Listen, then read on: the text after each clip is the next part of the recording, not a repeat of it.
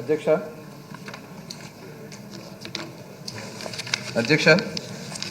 గౌరవ సభ్యులు వంశీ గారు చాలా ఆవేదనతో మరి ఆనాడు ఆ ప్రభుత్వంలో జరిగినటువంటి విషయాలన్నీ కూడా, ఎందుకంటే ఇది అందరికీ తెలిసిన విషయాలే అధ్యక్ష.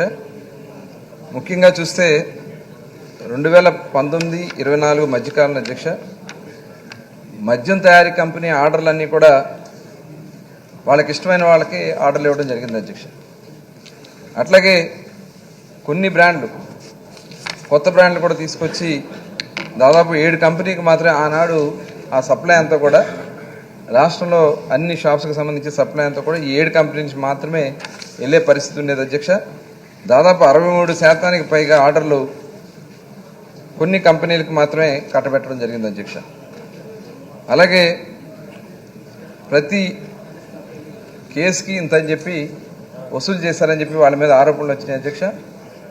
ప్రతి కేసుకి సుమారుగా 200 నుంచి, బీర్ అయితే ఒక రేటు, ఐఎంఎఫ్ఎల్ అయితే ఒక రేటు వసూలు చేశారని చెప్పి దాదాపు 2861 కోట్లు ఐఎంఎఫ్ఎల్ మీద, అలాగే బీర్ మీద వచ్చేటప్పటికి దాదాపు 250 కోట్లు, దాదాపు 3113 కోట్లు దీని ద్వారా దోచుకున్నారనేది ప్రాథమికంగా వచ్చినటువంటి కొంత ఇన్ఫర్మేషన్ అధ్యక్ష.